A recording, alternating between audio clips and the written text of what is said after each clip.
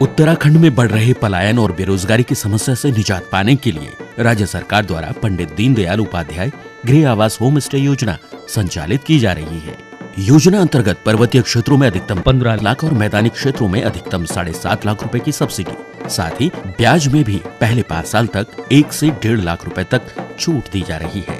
योजना द्वारा 1 से 6 कमरों का नया मकान बनाने या पुराने मकान के नवीनीकरण पर भी राजकीय सहायता दी जाएगी। होम स्टे में रजिस्ट्रेशन कराने के बाद आप अपने घर को होम स्टे की तरह भी चला सकते हैं। होम स्टे योजना के फायदे 1000, देगी सब्सिडी सबको सरकार, अतिथियों का करें सत्कार, अब घर बैठे पाएं रोजगार। It's been lovely. It's like a second home. विस्तृत जानकारी के लिए अपने जिले के पर्यटन कार्यालय से संपर्क करें अथवा उत्तराखंड पर्यटन की वेबसाइट पर ऑनलाइन आवेदन करें।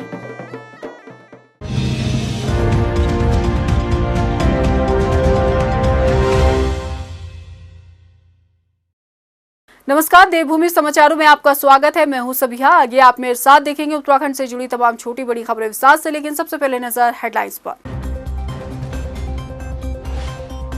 आज हल्द्वानी दौरे पर प्रधानमंत्री नरेंद्र मोदी 17,000 करोड़ की विकास योजनाओं की देंगे सौगात। कुमाऊं की 29 विधानसभा सीटों को साधने की कोशिश। दूसरे राज्यों से उत्तराखंड आने के लिए आरटीपीसीआर की निगेटिव रिपोर्ट जरूरी। बिना वैक्सीनेशन के डोज के देहरादून में एंट्री पर बैन, पुलिस प्रशासन हुआ सख्त। अपनी विधानसभा खटीमा को सीएम धामी की बड़ी सौगात। राज्य के पहले ककरा क्रोकोडाइल ट्रेल और जंगल सफारी का शुभारंभ। पर्यटन और रोजगार को मिलेगा बढ़ावा। और नानकमत्ता में एक ही परिवार के 4 लोगों की धारदार हथियार से हत्या। मर्डर की गुत्थी सुलझाने में जुटी पुलिस, दहशत का माहौल। हेडलाइंस के बाद बुलेटिन में खबरें विस्तार से और बात करेंगे उत्तराखंड की आज की बड़ी खबर की। प्रधानमंत्री नरेंद्र मोदी आज हल्द्वानी के 1 दिवसीय दौरे पर रहेंगे, जहां अब से कुछ ही देर बाद पीएम मोदी जनसभा को संबोधित करने वाले हैं। प्रधानमंत्री की रैली में लोगों की भारी भीड़ देखने को मिल रही है। वहीं इस दौरे के दौरान पीएम मोदी कुमाऊं को 17,500 करोड़ की 23 विकास योजनाओं की सौगात देंगे। वहीं एम्स के satellite centre, Pithoragarh medical college और लखवाड़ परियोजना का भी शिलान्यास करेंगे। इस मौके पर राज्यपाल गुरमीत सिंह, मुख्यमंत्री पुष्कर सिंह धामी, प्रदेश प्रभारी सहित कैबिनेट मंत्री और विधायक मौजूद हैं। बीजेपी पीएम मोदी की रैली के जरिए कुमाऊं की 29 विधानसभा सीटों को साधने की कोशिश कर रही है। तो आपको बता दें कि आज उत्तराखंड में बड़ी खबर, प्रधानमंत्री मोदी पहली बार कुमाऊं में आ रहे हैं और कुमाऊं की जनता को आज वो कई करोड़ों की सौगात देंगे। साथ ही साथ एम्स का शिलान्यास करेंगे। और बीजेपी की पूरी कोशिश ये है कि प्रधानमंत्री की जो रैली है वो पूरी तरह से सफल हो और जो कुमाऊं की 29 विधानसभा सीटें हैं उनको साधने की कोशिश होगी। चलिए, ज्यादा जानकारी के लिए फोन लाइन पर हमारे साथ जुड़ चुके हैं हमारे संवाददाता योगेश शर्मा हल्द्वानी से। योगेश, सबसे पहले मेरा यही सवाल कि प्रधानमंत्री वहां कितने बजे पहुंचेंगे, क्या कुछ तैयारियां वहां चल रही हैं? देखिए सभी, जिस तरह से कल प्रधानमंत्री नरेंद्र मोदी का नैनीताल जिले में पहला दौरा हल्द्वानी में होने जा रहा है, जिसको लेकर पुलिस प्रशासन सभी ने अपनी तैयारियां पूरी कर ली है। चप्पे चप्पे पर सुरक्षा व्यवस्था के इंतजाम किए गए हैं। जो मंच है उसको पूरा एसपीजी ने अपने अंडर ले लिया है। इसके अलावा सभी तरह की व्यवस्थाएं की जा रही, साफ सफाई व्यवस्था की जा रही। कल ये माना जा रहा है कि कुमाऊं को हजारों करोड़ की योजनाओं की सौगात प्रधानमंत्री दे सकते हैं। जी योगेश, ये भी सुनने में आया है कि कुमाऊं में एम्स का शिलान्यास प्रधानमंत्री करेंगे। देखिए, अभी मौखिक तौर पे कहा तो जा रहा है कि उधम सिंह नगर में एम्स का शिलान्यास प्रधानमंत्री कर सकते हैं। इसके अलावा पिथौरागढ़ मेडिकल कॉलेज की सौगात दे सकते हैं। लेकिन जो बड़ी सौगातें हैं ये कल ही जानकारी मिल पाएगी कि कौन कौन सी सौगातें कुमाऊं को मिलने वाली है। लेकिन साफ तौर से क्योंकि विधानसभा चुनाव बेहद नजदीक है, आचार संहिता कुछ ही दिन में लगने वाली है, उसको देखते हुए कुमाऊं की जो 29 सीटें उसको साधने की कोशिश कल प्रधानमंत्री की रैली से भाजपा करेगी। योगेश, अगर देखा जाए तो प्रधानमंत्री उत्तराखंड के दौरे पे तो वैसे कई बार आ चुके हैं, लेकिन कुमाऊं में उनका ये पहला दौरा होगा। तो आपको क्या लगता है कि प्रधानमंत्री के कुमाऊं के दौरे से क्या कुछ असर पड़ेगा समीकरणों पे, या वहाँ की जो कुमाऊं की 29 सीटें हैं वहाँ पर किस तरह से उनका दौरा इफेक्ट करेगा? देखिए, साफ तौर से जिस तरह से युवा नेतृत्व का नाम तो भाजपा ने उत्तराखंड में दिया है धामी के रूप में, लेकिन हर जगह जो है वो चेहरा मोदी को ही बनाया गया है। इसलिए कहीं ना कहीं कुमाऊं की जो 29 सीटें हैं, कहीं कुछ भाजपा को इसमें सीटें कमजोर नजर आ रही है, जिसको देखते हुए यहाँ प्रधानमंत्री का अभी दौरा लगाया गया है। बताया जा रहा है कि आचार संहिता के बाद उधम सिंह नगर और एक पहाड़ में दौरा और प्रधानमंत्री का लगाया जाएगा। तो कहीं ना कहीं भाजपा में घबराहट भी है 2022 विधानसभा चुनाव को देखते हुए, जिसको देखते हुए लगातार बड़े नेताओं के कार्यक्रम उत्तराखंड में देखने को मिल रहे हैं। योगेश, आपने कहा कि कुछ सीटें ऐसी हैं कुमाऊं में जिनमें बीजेपी को डर सता रहा है या बीजेपी के लिए वहां पे जीतना मुश्किल हो सकता है, तो क्या आप उन सीटों का जिक्र कर सकते हैं, हमारे दर्शकों को बता सकते हैं कि वो कौन सी सीटें हैं? देखिए, साफ तौर से तराई की कई ऐसी सीटें हैं जहां भाजपा का गणित इस बार बिगड़ सकता है। इसके अलावा पहाड़ की सीटें हैं, जैसे पिथौरागढ़ हो गई, अल्मोड़ा हो गई, इन सीटों को भाजपा को नुकसान होने की संभावनाएं भी जताई जा रही है, जिसको देखते हुए इन सभी सीटों पर कहीं ना कहीं भाजपा अपनी नजर गड़ाए हुए है और बेहद मजबूतियां लगातार कोई ना कोई कार्यक्रम भाजपा के द्वारा किए जा रहे हैं। विजय संकल्प यात्रा लगातार कुमाऊं से इसकी शुरुआत की गई है, बागेश्वर से इसकी शुरुआत की गई है, कल ये हल्द्वानी पहुंची थी और अब 2 दिन प्रधानमंत्री की मोदी की रैली के चक्कर में ब्रेक के बाद फिर ये 31 तारीख से फिर जन संकल्प यात्रा, विजय संकल्प यात्रा भाजपा की शुरू होगी। तो कहीं ना कहीं पूरा फोकस इस टाइम विधानसभा चुनाव में भाजपा का है। योगेश, आपका बहुत बहुत शुक्रिया है तमाम जानकारी देने के लिए। तो आपको बता दें कि आज प्रधानमंत्री को सुनने के लिए लोग भारी तादाद में कुमाऊं में पहुंच रहे हैं। धीरे धीरे लोगों को आने का सिलसिला शुरू हो गया है और करीब 1 बजे प्रधानमंत्री वहां पर पहुंचेंगे। जनसभा को संबोधित करने के बाद करोड़ों की सौगात कुमाऊं के लोगों को वो भी देंगे। फिलहाल खबरों में बढ़ेंगे आगे। कोरोना के बढ़ते खतरे को देखते हुए अब बिना RT-PCR रिपोर्ट के देहरादून में एंट्री नहीं मिलेगी। प्रशासन की तरफ से आदेश जारी कर दिया गया है। सीमाओं पर जांच बढ़ा दी गई है। बाहरी राज्यों से आने वाले सभी पर्यटकों को RT-PCR रिपोर्ट दिखाने के बाद ही देहरादून में आगे जाने दिया जाएगा। आपको बता दें कि कोरोना के लगातार मामलों में बढ़ोतरी हो रही है। ओमिक्रॉन के मामले भी सामने आ रहे हैं। हालांकि ओमिक्रॉन के जो मामले सामने आए थे 4, उनकी रिपोर्ट जो है वो निगेटिव आ गई है, लेकिन प्रशासन सख्त है क्योंकि मौका नए साल के जश्न का भी है। तो प्रशासन ने कोविड नियमों की गाइडलाइन जो है वो पूरी तरीके से तय कर दी है और उन्हीं कोविड नियमों को जो है लोगों को फॉलो करना होगा। उनको बिना फॉलो किए देहरादून में पर्यटकों को एंट्री नहीं मिलेगी। ज्यादा जानकारी के लिए बात करेंगे अपने संवाददाता हिमांशु चौहान से, जो हमारे साथ फोन लाइन पर जुड़ चुके हैं।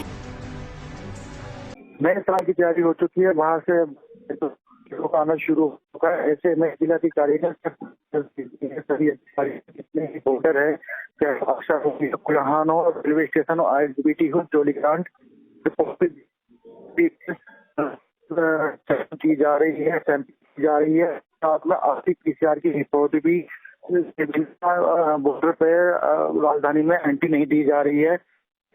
जिलाधिकारी के निर्देश के बाद जितने भी अधिकारी हैं, जितने कर्मी सबने शहर भर में बिना मास्क के घूम रहे लोगों के चालान भी किए गए और बॉर्डर पर जाकर खुद सिटी मजिस्ट्रेट ने चालानी कार्रवाई की है। जी हिमांशु, खबर ये भी है कि बिना RT-PCR के और बिना कोविड वैक्सीनेशन के जिन व्यक्तियों को दोनों डोज लग चुकी हैं उन्हीं को ही देहरादून में एंट्री दी जा रही है। हाँ जी, इसमें साफ तौर पर जो मुख्य सचिव ने साफ तौर पर निर्देश जारी किए थे कि जो भी पर्यटक नगर पर आएंगे उनको RT-PCR की रिपोर्ट होनी आवश्यक है, जो 72 घंटे की। साथ में साथ जो वैक्सीन की डबल डोज लगा चुके हैं उन्हीं को ही बॉर्डर पे एंट्री मिलेगी, जिसके चलते SSP ने जो राजधानी से लगते हुए 10 बॉर्डर है, सब पे पुलिस बल को तैनात कर दिया गया है। सब पे सैंपलिंग की जा रही है और जो गाड़ियां आ रही है उनकी चेकिंग की जा रही है। जिनके पास RT-PCR की रिपोर्ट नहीं है या फिर डबल डोज का प्रमाण पत्र नहीं है, उनको वापस भेजा जा रहा है। तो उसके साथ ही जितने रेलवे स्टेशन पे और जो एयरपोर्ट है जोलीग्रांट पे भी चेकिंग चल रही है। जी हिमांशु, नए साल का मौका है, जाहिर सी बात है कि होटल्स में, रेस्टोरेंट में कई प्रोग्राम भी आयोजित किए जाते हैं, कई लोग वहां पर पहुंचते हैं। तो इसके लिए प्रशासन ने क्या कुछ गाइडलाइन तय की है कि कितने लोग एंट्री कर पाएंगे और कौन कौन, मतलब किस गाइडलाइन के तहत उनको एंट्री मिलेगी? जी, इसमें जिलाधिकारी ने साफ तौर पर निर्देशित किया गया है, SSP को भी निर्देशित कर दिया गया है, जितने भी कार्यक्रम होंगे सीमित जगह के अनुसार सीमित लोगों के तहत ही प्रोग्राम आयोजित किए जाएंगे और साथ ही साथ रात के 10 बजे तक ही कार्यक्रम को खत्म करना होगा, क्योंकि रात के 11 बजे से लेकर सुबह के 5 बजे तक कोविड कर्फ्यू लगा दिया गया है। इसलिए 1 घंटे से पहले सबको 10 बजे तक कार्यक्रम खत्म करने पड़ेंगे। जी। तो हिमांशु, आपका बहुत बहुत शुक्रिया तमाम जानकारी अपडेट कराने के लिए हमारे दर्शकों को। तो आपको बता दें कि अगर आप नए साल का जश्न मनाने के लिए उत्तराखंड का रुख कर रहे हैं तो आपको अपने साथ RT-PCR रिपोर्ट निगेटिव लानी होगी, और जो लोग दोनों डोज से वैक्सीनेशन करा चुके हैं, वैक्सीनेटेड हैं, उनको ही राज्य में एंट्री मिलेगी और नए साल का जश्न मनाने का मौका भी मिलेगा। फिलहाल खबरों में बढ़ेंगे आगे। जहां एक तरफ भारी संख्या में पर्यटक मसूरी का रुख कर रहे हैं तो वहीं पुलिस प्रशासन भी नए साल की व्यवस्थाओं को लेकर अलर्ट मोड पर है और शहर में अतिरिक्त पुलिस व्यवस्था के साथ ही PSC के जवान भी तैनात किए गए हैं। सभी पर्यटकों को कोविड गाइडलाइन का पालन कराया जा रहा है और सार्वजनिक कार्यक्रमों को सीमित संख्या में करने के साथ ही रात 11 बजे के बाद सभी आयोजनों पर प्रतिबंध लगाया गया है। देखिए, जो कोविड की गाइडलाइंस हैं उसके अनुरूप आप सुन भी सकते हैं कि पीछे हमारा अनाउंसमेंट हम लगातार करा रहे हैं और हम लोगों को इनक्रेज भी कर रहे हैं कि मास्क पहने और सोशल डिस्टेंसिंग का पालन करें।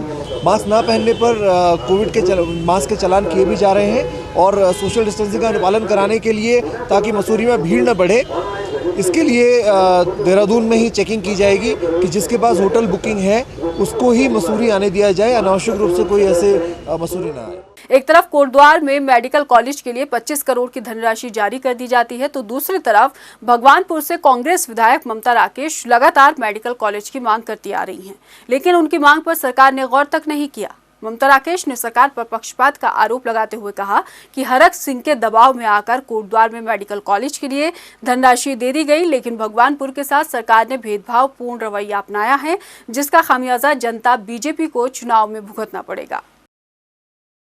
आप सब जानते हैं कि ये न तो मेरे प्रस्ताव पर है बल्कि तत्कालीन कैबिनेट मंत्री मेरे स्वर्गीय पति सुरेंद्र राकेश जी के प्रस्ताव पर, जिसका शिलान्यास भी तत्कालीन मुख्यमंत्री जी द्वारा किया गया था, लेकिन आज तक इसके लिए बजट आवंटन नहीं हुआ। उस समय कुछ बजट आवंटन हुआ था, लेकिन सरकार गिरने के कारण, राष्ट्रपति शासन लगने के कारण ये कार्य सुचारू रूप से शुरू नहीं हो पाया था। उसके बाद हर विधानसभा सत्र में मैंने आवाज़ उठाई, लेकिन सरकार ने बिल्कुल इसकी तरफ से आंखें मूंद ली। अब जब हरक सिंह रावत जी ने सरकार को आंखें दिखाई और इस्तीफे की धमकी दी तो मुख्यमंत्री जी ने और इस मेडिकल कॉलेज के लिए तत्काल पैसा स्वीकृत करने का काम किया। सरकार का रवैया पक्षपातपूर्ण है। सरकार या भारतीय जनता पार्टी भगवानपुर विधानसभा की उपेक्षा कर रही है, क्योंकि वो जानते हैं कि यहाँ विपक्ष के विधायक हैं, कांग्रेस की विधायक है, इसलिए भगवानपुर विधानसभा की तरफ वो ध्यान नहीं दे रहा। निश्चित रूप से आने वाले चुनाव सामने हैं, जनता सब देख सोच समझ रही है कि भगवानपुर विधानसभा की उपेक्षा भारतीय जनता पार्टी द्वारा की गई है, तो भगवानपुर की नहीं पूरे प्रदेश की जनता भारतीय जनता पार्टी को सबक सिखाने का काम करेगी और कांग्रेस की सरकार को जनता लाएगी। मुख्यमंत्री पुष्कर सिंह धामी ने खटीमा के तराई पूर्वी वन प्रभाग में ककरा क्रोकोडाइल ट्रेल और जंगल सफारी का शुभारंभ किया है। क्रोकोडाइल ट्रेल के बनने से जहां एक तरफ क्रोकोडाइल्स का प्राकृतिक वास में संरक्षण होगा तो वहीं पर्यटन गतिविधियों को बढ़ावा मिलेगा और रोजगार के अवसर भी पैदा होंगे। देखिए हमारी खास रिपोर्ट। खटीमा के तराई पूर्वी वन प्रभाग में राज्य का पहला ककरा क्रोकोडाइल ट्रेल का शुभारंभ हो चुका है। इस ट्रेल में 3 व्यू पॉइंट है और कई वॉच टावर बनाए गए हैं ताकि मगरमच्छों का सुरक्षित तरीके से और नजदीकी से दीदार हो सके। इसके साथ ही सीएम पुष्कर सिंह धामी ने खटीमा में सुरई इको टूरिज्म जोन में जंगल सफारी का भी शुभारंभ कर दिया है। इस दौरान खुद सीएम धामी ने जंगल सफारी का भी लुत्फ उठाया। सुरई इको टूरिज्म जोन देश का पहला ऐसा इको टूरिज्म जोन है जहां पर्यटक जंगल सफारी का लुत्फ उठा सकेंगे। मुख्यमंत्री पुष्कर सिंह धामी ने कहा कि क्रोकोडाइल ट्रेल और जंगल सफारी से पर्यटन गतिविधियों को बढ़ावा मिलेगा। इसके साथ ही रोजगार और आर्थिक वृद्धि में सुधार होगा। वहीं स्थानीय लोगों को रोजगार के अवसर मिलेंगे।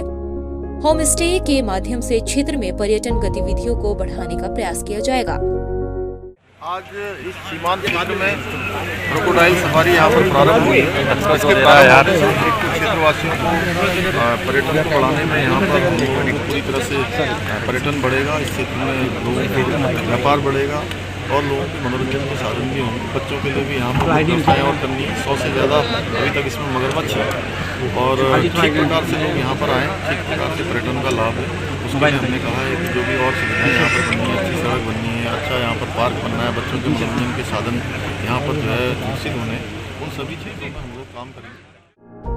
वहीं क्रोकोडाइल ट्रेल के बनने से क्रोकोडाइल्स के प्राकृतिक वास में संरक्षण होगा और इकोलॉजी इकोनॉमी दोनों को ही मदद मिलेगी।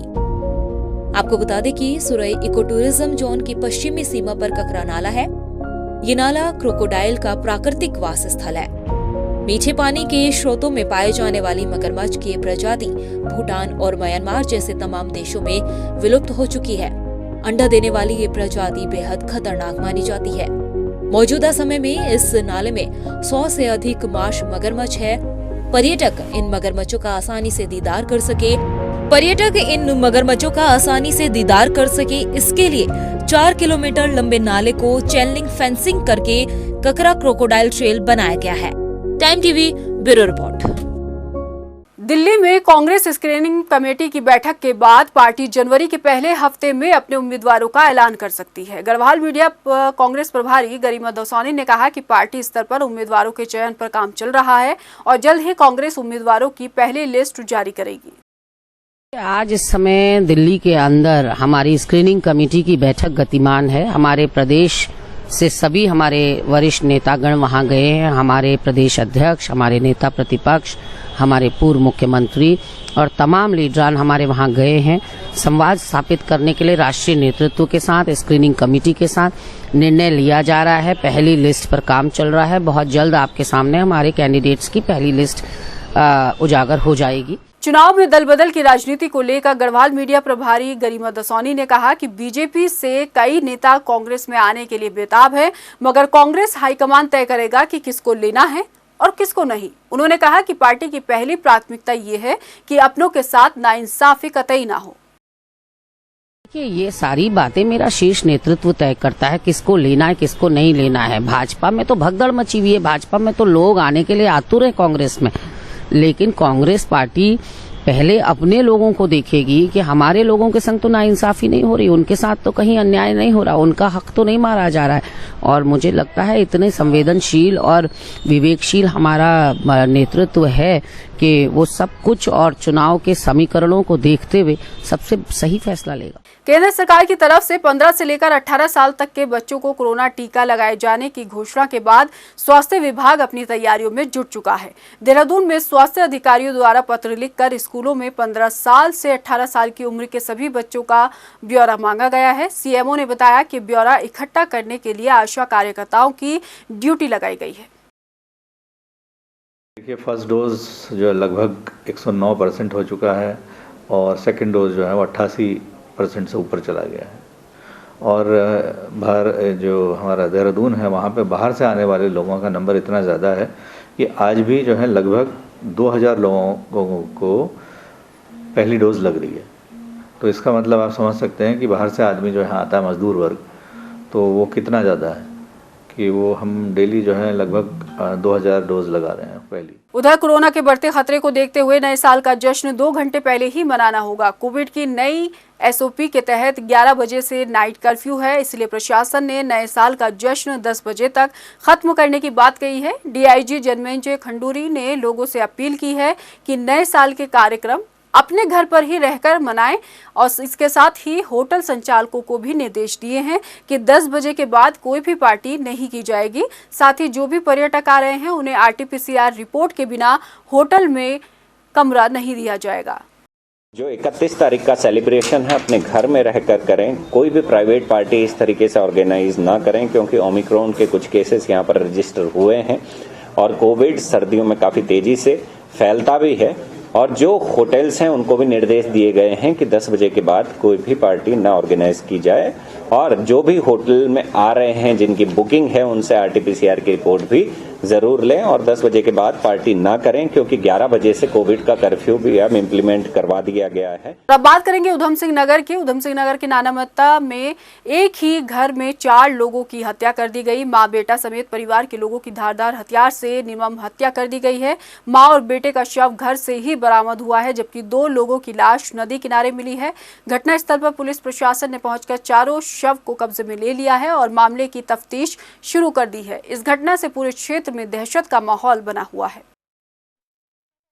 नीति आयोग की तरफ से जारी की गई स्वास्थ्य सूचांक में उत्तराखंड एक पायदान और नीचे खिसक गया। जहां उत्तराखंड में पिछले साल 14वीं रैंक राज्य ने हासिल की, तो वहीं इस बार 15वें पायदान पर उत्तराखंड रहा है। हालांकि क्रमिक सुधार के मामले में राज्य 13वें पायदान पर है। नीति आयोग ने अपनी रिपोर्ट में उत्तराखंड में विशेषज्ञ डॉक्टरों की कमी की तरफ भी इशारा किया है। एक रिपोर्ट। नीति आयोग ने देश के सभी राज्य और केंद्र शासित प्रदेशों के स्वास्थ्य मानक पर चौथे सर्वे की रिपोर्ट जारी की है।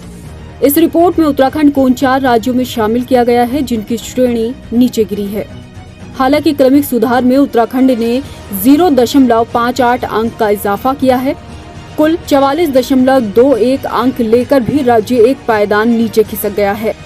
लिंगानुपात में प्रदेश को 1000 बालकों में 840 बालिकाओं के साथ सबसे खराब प्रदर्शन करने वाले राज्य में शामिल किया गया है। कार्यालयों में IT के इस्तेमाल के मामले में भी उत्तराखंड को पिछड़े राज्यों में शामिल किया गया। इसके साथ ही फर्स्ट रेफरल यूनिट के मामले में भी प्रदेश में 21.7% की गिरावट दर्ज की गई है।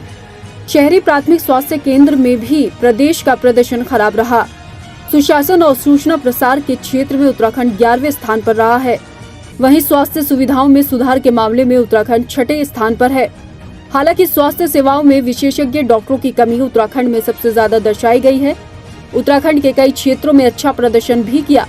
इनमें जिला अस्पतालों की संख्या, मृतकों की सूचना दर्ज करने के साथ टीबी के मामलों की सूचना रखना शामिल है। नीति आयोग की रिपोर्ट में उत्तराखंड राज्य का प्रदर्शन कुछ खास नहीं रहा। हालांकि तसल्ली देने के लिए इतना काफी है कि अन्य कुछ क्षेत्रों में अच्छा प्रदर्शन उत्तराखंड ने किया है, लेकिन राज्य के लिए चुनौतियां कम नहीं है। विकास को लेकर सरकार काम तो कर रही है, लेकिन इन कामों में और गंभीरता लाने की जरूरत है ताकि खिसकने के साथ उत्तराखंड विकास के साथ हर क्षेत्र में आगे बढ़ सके। टाइम टीवी के लिए देहरादून से ब्यूरो रिपोर्ट। पिछले 4 साल से देहरादून नगर निगम क्षेत्र में LED लाइट की मेंटेनेंस का काम देख रही संस्था ने 1 जनवरी से काम ठप करने की चेतावनी दी है। ये चेतावनी कंपनी का भुगतान न होने पर दी गई है और अगर समय रहते नगर निगम ने कोई ठोस कदम नहीं उठाया तो इस लापरवाही का खामियाजा जनता को भुगतना पड़ेगा। देखिए खास रिपोर्ट।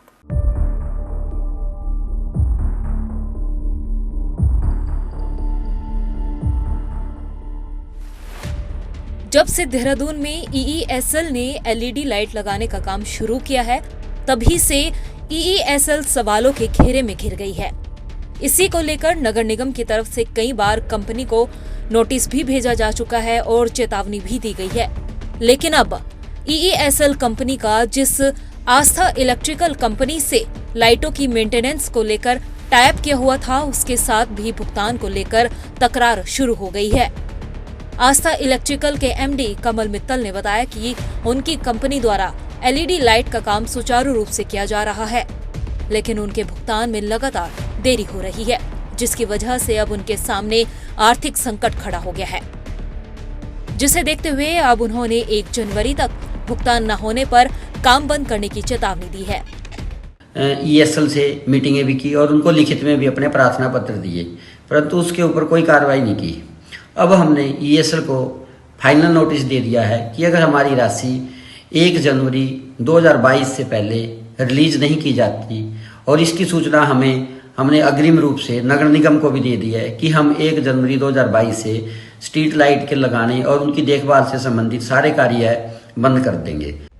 वहीं नगर निगम के सहायक नगर आयुक्त ने बताया कि आस्था इलेक्ट्रिकल का एक शिकायती पत्र नगर निगम को मिला है, जिसके आधार पर अब नगर निगम ने EESL कंपनी को एक नोटिस भेजकर समय से भुगतान करने की भी बात कही है। इसके लिए EESL को एक पत्र प्रेषित कर दिया गया कि आस्था द्वारा हमें एक पत्र प्राप्त हुआ है, जिसमें उनके द्वारा भुगतान के संबंध में हमें बताया गया। तो हमने EESL को इस संबंध में सूचित कर दिया कि अगर भविष्य में इस तरह की कोई संभावना बनती है कि उनके द्वारा कार्य रोका जाता है, तो उसकी सारी जिम्मेदारी EESL की होगी और इसके लिए वो अपने संसाधनों के माध्यम से इस चीज को दुरुस्त कर ले। अब देखना ये होगा कि नगर निगम के नोटिस के बाद EESL कंपनी भुगतान करेगी या नहीं, और अगर नहीं किया तो क्या इसका खामियाजा जनता को भुगतना पड़ेगा। टाइम टीवी के लिए देहरादून से हिमांशु चौहान की रिपोर्ट।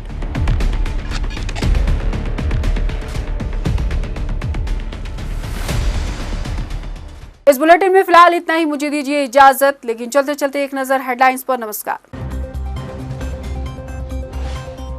आज हल्द्वानी दौरे पर प्रधानमंत्री नरेंद्र मोदी 17,000 करोड़ की विकास योजनाओं की देंगे सौगात। कुमाऊं की 29 विधानसभा सीटों को साधने की कोशिश।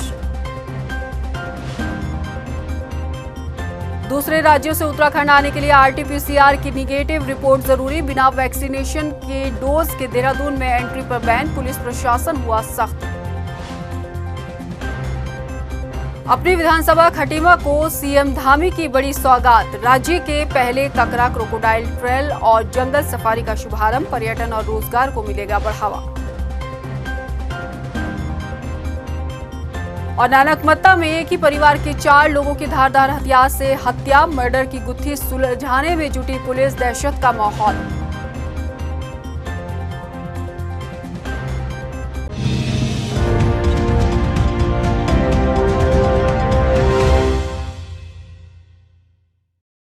देवभूमि उत्तराखंड के निवासियों के लिए रोजगार के साथ साथ प्रदेश की तरक्की में भागीदार बनने का सुनहरा अवसर। प्रदेश में पर्यटन और स्वरोजगार को बढ़ावा देने के लिए राज्य सरकार ने शुरू की है trekking traction centre home stay योजना, जिसके तहत अधिसूचित ट्रैकिंग रूट के 2 किलोमीटर के दायरे में आने वाले गाँव के निवासी अपने घर के खाली कमरों को प्रदेश में ट्रैकिंग रूट्स के लिए आने वाले पर्यटकों के सुविधार्थ खोलकर प्रति कक्ष नव निर्माण हेतु 60,000 एवं पूर्व निर्मित कक्ष की साज सज्जा हेतु 25,000 रुपए की राजकीय सहायता प्राप्त कर आमदनी का अतिरिक्त जरिया बना सकते हैं। तो देर न करें, trekking traction centre home stay योजना का लाभ उठाएं, अपने परिवार, गांव और प्रदेश की तरक्की में हाथ बटाएं। योजना से जुड़ने या योजना के बारे में अधिक जानकारी के लिए आज ही अपने जिला पर्यटन विकास अधिकारी अथवा जिला अधिकारी कार्यालय से संपर्क करें। उत्तराखंड सचमुच स्वर्ग।